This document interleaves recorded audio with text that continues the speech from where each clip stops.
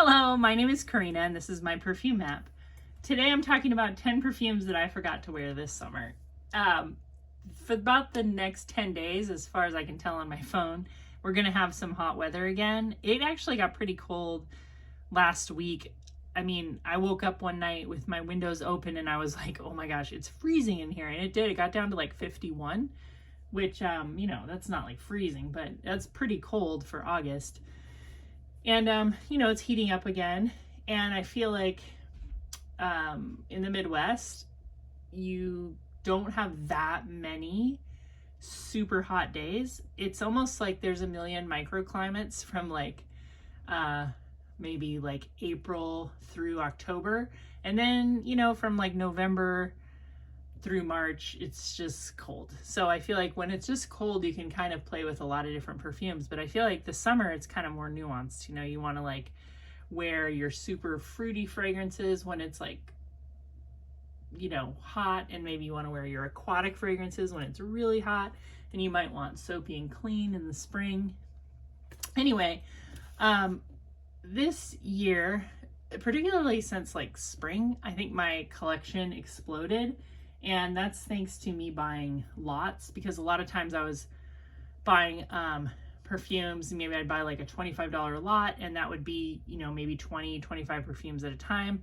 And so I just got this huge collection, and you know, there's just only so many hours in a day, so many days in a year to wear them. And I realized that I have all of these fragrances that I just didn't really wear that often, even though some of these are like my favorites.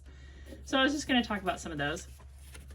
The first one I wanted to show you is Festive Fantasy by Britney Spears. I don't even remember when I bought this. It probably was on sale on Amazon, and I had Amazon points. So, but I pulled this out the other day because I forgot that I had it, actually. I was like, what Britney Spears fragrances do I have? And I pulled out Festive Fantasy, and this is a great summer perfume. It smells a lot like Midnight Fantasy, which is like one of my, it probably is my favorite Britney Spears fragrance. It has dewberry, sour cherry, and plum. That sour cherry and plum is what makes Midnight Fantasy, I think, Midnight Fantasy. And then it has freesia, lily, and jasmine. So it has more white florals in the mid, and then the base is really similar, except for this has sugar, vanilla, musk, and sandalwood. So this is a little bit sweeter and a little bit lighter, a little bit like more floral than Midnight Fantasy, but really similar. So I'm kind of bummed that I didn't wear this all summer because I love Midnight Fantasy. Midnight Fantasy, I have to like put it away because I'll just keep wearing that because I'm totally satisfied every time I wear it. But I am going to try to wear this for a few days at least in a row and see how I feel about it. And I think it's great. I've been kind of stuck on Midnight Spell by Bath & Body Works ever since my last video. I just realized like, wow, this is really, really good. So if you have that fragrance, let me know. The next fragrance I have is Halloween by, I think this company is just called Halloween now, but it was called Jesus Del Pozo. And this fragrance is from 1997. And the perfumer is Max Gavry. The interesting thing about this fragrance is it has banana leaf. It's mostly like an aquatic kind of clean type of fragrance, but it has banana leaf, and it has, I think it has vetiver, and it's really good. I think this one turns heads, and I don't think this would have to be a summer fragrance. I actually feel like this could be a like a signature scent. And don't let the name Halloween fool you. There's nothing like fall-like about this, I don't think. I feel like Halloween as like their brand, because there's Halloween Man, there's Halloween X, there's Halloween, there's all kinds of them. I think that it's almost like a take on Poison, because some of their fragrances kind of remind me of Poison, and this one kind of reminds me of Pure Poison in a way, but it's more aquatic. There's a lot of florals. It's really beautiful. I'm sad that I didn't wear this on the hottest days, but there's still a chance. The next one is, this is like one of my top 10 of all time. I don't know why I have not worn it even one time. I don't think this summer. This is Diamonds and Sapphires by Elizabeth Taylor. I wanted to say Elizabeth Arden just now. So this is, I think, the greatest cologne fragrance of all time, and that's Calone. This is, it has that cologne note, which can come off either like very melon or aquatic. In this case, it's both. It's like an aquatic cantaloupe is what it smells like. So you have to like kind of those melony fragrances to like this. I wouldn't say that like I love smelling like a melon, but this fragrance does it so well. I think it's because it also has rhubarb and vetiver and other florals, and it smells so good in the heat. It develops on skin beautifully. Like a lot of cologne fragrances, that initial blast can smell a little bit harsh, but it's so pretty. It smells better the hotter your skin gets. Everyone in my family loves this. Like whenever I wear it, my husband's always like, ooh, I want some of that. And he'll like spray it all over the room. He just like loves it. He thinks it smells like Flight of Passage, like, you know, like theme park rides that get fragranced with like an aquatic fragrance. That's what it reminds him of. But I just think it's super beautiful. There's no perfumer behind this, but this came out in 1993, which, you know, the 90s were like really, there was a lot of like melon kind of fruit musky fragrances. I think this is one of the best. This is like so good, and I still want to wear it. And maybe I'll just wear it in the fall too. I just have to remember that I have it. You know, these videos help me actually remember what I have. I do have a collection that's probably too big, but I enjoy it. I'm not going to downsize it. But you just forget. I mean, you just forget what you have. This is Giorgio Blue. This is from 2016, and the perfumer is Harry Fremont. And what makes this an interesting aquatic, you can tell by the blue color kind of what type of fragrance it is it has guava. This is really good too. And I want to say this is like $9 for this like 1 ounce size. If you like aquatics, but you're looking for a more like tropical aquatic, this is very, very nice. You can definitely smell a guava note, similar to like what's in Britney Spears' Believe, but definitely then like a blue smelling fragrance, like Bath and Body Works Saltwater Breeze, like that, but with guava. Really nice. Not maybe the most like unique smelling thing, but it's still good. Sparkling White Diamonds, another Elizabeth Taylor. This one came out in 1999. This came out, I think, before JLo Glow, right? But I think smells very similar to JLo Glow. It's actually soapier though. A lot of people describe JLo Glow as very soapy, and I think this one is even more soapy. It does have kind of a weird opening, and I've had people in my comments ask me, like, do you think that the opening smells, I think somebody said, does it smell like garbage to you? And I wouldn't say garbage, but I know what they're talking about. There's like a really harsh soapy musk smell that kind of has to dry down. But if you like ivory soap, like I think this is more ivory than Dove. If JLo Glow is Dove, this would be more like of a harsher bar soap. But it's so pretty. It smells super clean and good. Perfect in the hot weather, especially if it's muggy. And I think you can get a bottle, like a big bottle of that for under $20. The next one I have, I'm so bummed that I forgot to wear this all summer. This is Iced Wisteria by Solstice Scents. Solstice Scents is my favorite indie house, I would say. I don't love everything they have, but I love a lot of the stuff, and I love I love like the style of her fragrances. Like she bases the perfumer is Angela St. John. That's true for all of the Solstice Scents. And this one came out in 2023. I bought it when it was a new release. Her little 5 ml roller balls like this are like $20. It's really long lasting. It's like a purple floral ice cream scent, which sounds really strange. It is really strange. A lot of her fragrances are openly strange. Like I think this would be at an ice cream parlor in her strange little town of Foxcroft, where all of her fragrances live.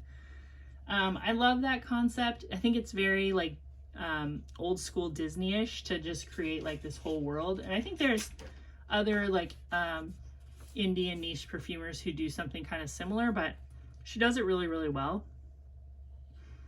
And every time I wear this fragrance, I think it's great because it smells like a cold ice cream shop. She nails that ice cream shop scent. I don't know if any of you have this experience, but I worked at Baskin Robbins when I was in high school, just briefly. I wasn't like the best worker, I'll say. But there's a smell in the freezers when you're like popping them open to scoop ice cream. And it's in this fragrance. I don't know what that is. I guess it's just a mixture of like a bunch of cold dairy and ice crystals. Really good. And I pulled out this fragrance, Milk, that I talked about recently because I said this kind of has this lactonic but floral. Like I get a jasmine note in here. And I just wanted to compare to see if I'm getting something similar.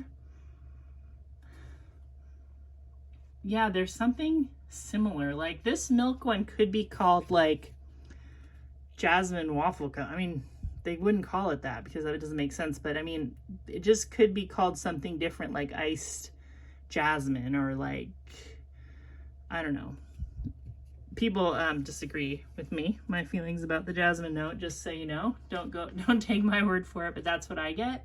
And I think maybe I get that because of my experience with iced Wisteria, where another perfumer intentionally made like a floral ice cream scent. That's very good. These would probably be really nice together, actually. And I do like this. Now that I'm remembering how much I like iced Wisteria, I just feel like the Milk fragrance seems more like something I would wear. And I might try wearing them together because I think that would be nice. Anyway, I don't know if Solstice Scent still has the iced Wisteria, but it's worth sampling if you get a chance. Okay, the next one is, I've had this for a long time, this tester bottle of Aquilina Pink Sugar that I bought for a long time ago for like $10. And I try this one every once in a while, and this is just so not me. I like it though. I don't want to get rid of it or anything. I need to like actually wear it out somewhere and see how I feel about it. Like see if I feel good about it. These like super duper sugary candy, marshmallowy, cotton candy type of fragrances. It reminds me of somebody vaping at like a carnival. Like it doesn't smell like anything but like somebody vaping to me. Like, have you ever had that happen where you're like at a theme park and there's like this puff of a cotton candy smell, and then you turn around and you can see the vapors coming out of someone's mouth, and then you're kind of like angry because like they just breathed all over you? Isn't it just me? That's what this smells like to me. It smells like vape. I don't vape or smoke, and you're not even supposed to vape or smoke at theme parks, but people sneak it, and it's always like a cotton candy. Like, I'm sure it's very addictive to smoke cotton candy vapors, but I don't know. I didn't wear that this summer. That was probably more intentional than I forgot about it, but I still want to wear it sometime. I want to find something about it that I like. I think like if I found that this was fun to wear to like a hayride or something, then I would be happy. This one I am sad I haven't worn because this is one of my favorite fragrances. This is True Love by Elizabeth Arden, and the perfumer is Sophia Grossman. Oh my gosh, it's so good. It's the kind of fragrance where the first time you spray it, you might just be like, whatever. It's very powdery and floral and kind of old school smelling. It smells so good on skin. It smells so clean and fresh, and it's strong, but it doesn't like project out into a room. It's kind of more like you have your own personal scent space, and it's very clean, like clean but sweet. It kind of smells like you couldn't stink. Like you don't have that. There's no garlic pits. There's no sweaty shirt. It's just clean and fresh. It's beautiful. It's this fragrance is from, oh, I don't know when it's from. I think it's from 1999. I didn't write it down. But it has iris and apricot and cedar. Oh, 1994. Kind of old, but it's really good. It has a lot of notes, but you do pick up on the iris, that very powdery iris. Like a nice stone fruit smell, and cedar. I think like iris is pretty popular right now. And if you're looking for like a good deal, I would go for a True Love by Elizabeth Arden. I mean, this big bottle I think is less than $15. It's got a master perfumer behind it. Very noticeable iris fragrance. I think it could be unisex if you like sweet fragrances. I love it. And then I have Pure Poison. This was, okay, so when I really started buying a lot of perfumes, at first I was buying stuff I didn't really give myself like a limit for blind buying. And this was something I blind bought, and I think I paid like $80 for this 1 ounce bottle. This was probably one of the last ones I did that with. And this is years ago.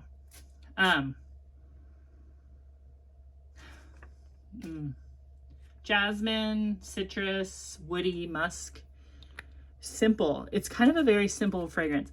I blind bought it because I really wanted to buy Poison, because I remember Poison from the 80s, and I remember thinking in the 80s that it was like too intense, but I thought I would like it now. I actually smelled it in a perfume shop once, and I was like, yeah, I'm kind of into it. But then I heard so many good reviews about Pure Poison, about how like a lot of people thought this was like the most beautiful feminine scent, and it is really good. In a way, to me, it's a little bit boring. So I don't wear it that often. I mean, I wore it for a little while. So maybe I should wear it again. Maybe this can work in the fall too. Definitely smells like a summer scent to me. Very jasmine-y, very feminine.